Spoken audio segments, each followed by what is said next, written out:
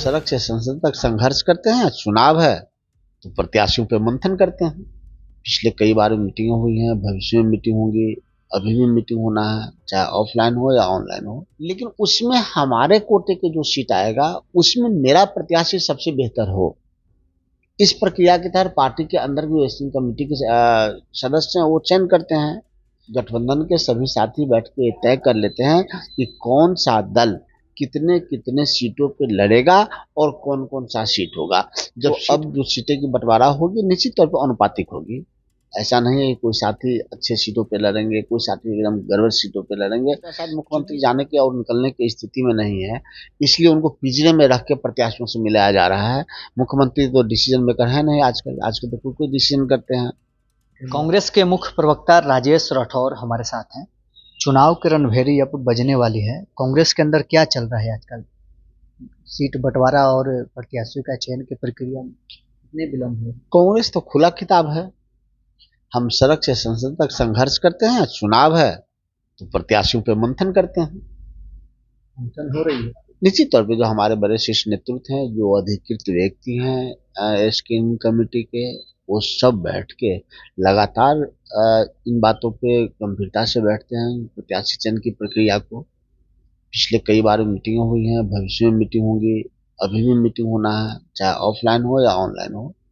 खबर यह है कि स्क्रीनिंग कमेटी की बैठक होने वाली है और प्रत्याशियों के चयन की अंतिम रूप दी जा रही है। सच्चाई कितनी है?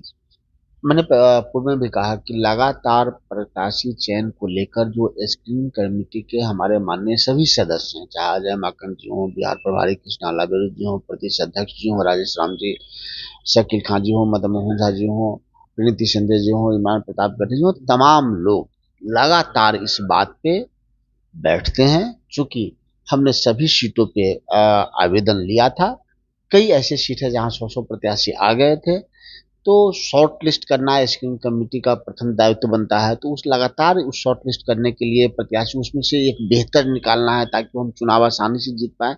तो इस प्रक्रिया के तहत हमारे तमाम सदस्य स्क्रीनिंग कमेटी के बार बार बैठते हैं, भविष्य में बैठेंगे। कितने सीटों पर आप लोग बेहतर प्रत्याशी चयन कर रहे हैं? देखिए, कोई सीट खराब और अच्छा नहीं होता है, क्योंकि 243 पे तो कोई ना कोई विधायक होता ही है। लेकिन उसमें हमारे कोटे के जो सीट आएगा उसमें मेरा प्रत्याशी सबसे बेहतर हो, इस प्रक्रिया के तहत पार्टी के अंदर भी स्टीयरिंग कमेटी के सदस्य हैं, वो चयन करते हैं।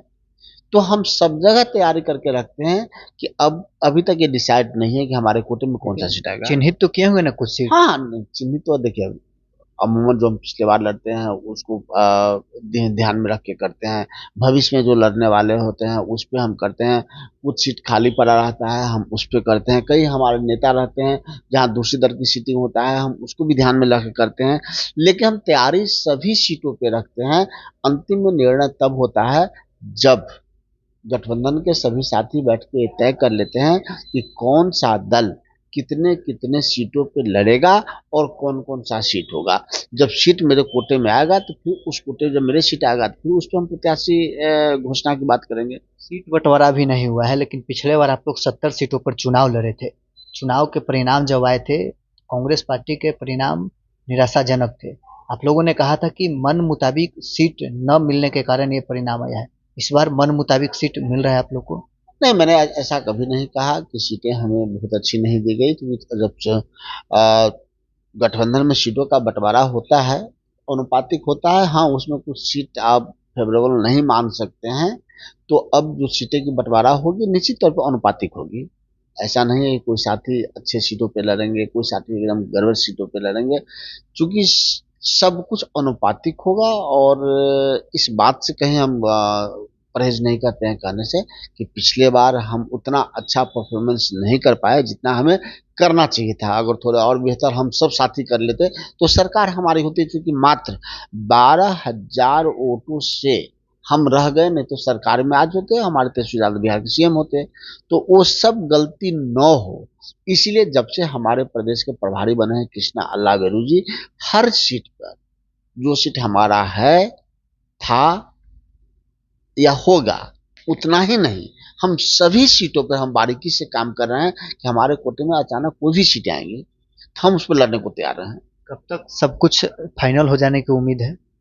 मुझे लगता है कि अब वक्त बहुत करीब आ गया है, वो समय बहुत ही करीब आ गया है कि तब जब सीटों का बंटवारा और प्रत्याशी चयन की प्रक्रिया पूरी कर ली जाए। नीतीश कुमार भी आज अपने जो संभावित प्रत्याशी हैं उनसे अपने मुख्यमंत्री आवास में मुलाकात कर रहे हैं। मुख्यमंत्री जी का पिछले बार भी देखा था कि चुनाव से पहले वो अपने जेडीयू कार्यालय में जाकर लोगों से मिलते थे। इस बार शायद मुख्यमंत्री जाने की और निकलने की स्थिति में नहीं है, इसलिए उनको पिंजरे में रख के प्रत्याशियों से मिलाया जा रहा है। मुख्यमंत्री तो डिसीजन मेकर है नहीं आजकल, आजकल तो कोई कोई डिसीजन करते हैं। फिर मुलाकात तो वही कर रहे हैं। हाँ, तो मुलाकात अब क्या बोला कि नीतीश कुमार जी जब पूर्ण रूप में स्वस्थ थे तो पिछली बार भी मैं बताया कि मैं प्रतिपक्ष में हूँ तब भी ये जानता हूँ कि जेडीयू कार्यालय में बैठकर सभी प्रत्याशियों से मिले थे, लेकिन इस बार उनको पिंजरे में रख के मिलाया जा रहा है। अभी हम सीएम हाउस से ही आ रहे हैं, जो प्रत्याशी बाहर निकल वो तो ऐसा नहीं कर रहे कि नीतीश कुमार इस स्थिति में नहीं है, वो तो कह रहे हैं कि नीतीश कुमार ने हमें आश्वासन दिया है। अरे उनके नेता तो वही हैं, वो कैसे कहेंगे?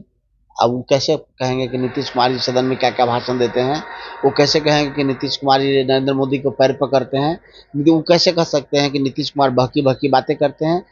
चूंकि जेडीयू के कार्यकर्ताओं का नेता तो नीतीश जी हैं, तो कोई भी कार्यकर्ता है वो तो अब मीडिया में सामने आता है, सदन में क्या क्या बोले परिवार की योजना पे हम थोड़ी बोले हैं, बहकी बहकी बातें करते हैं हम थोड़ी बोले हैं, प्रधानमंत्री जी के पैर पकड़ते हैं ये बात हम थोड़ी बोलते हैं, सबको उठ के खड़ा करा के प्रणाम करवाते हैं बात हम थोड़ी बोलते हैं। वो तो मीडिया के सामने जो हरकत नीतीश जी करते हैं उसे बिहार के लोग आगे हैं। चलिए, कांग्रेस के मुख्य प्रवक्ता राजेश राठौर हमारे साथ हैं। कांग्रेस पार्टी में प्रत्याशियों का चयन जल्द हो जाएगा, महागठबंधन के अंदर सीट बंटवारे पर फैसला भी जल्द आने वाला है। बहरहाल इस क्रम में इतना ही, आप बने रहें न्यूज़ 4 नेशन के साथ।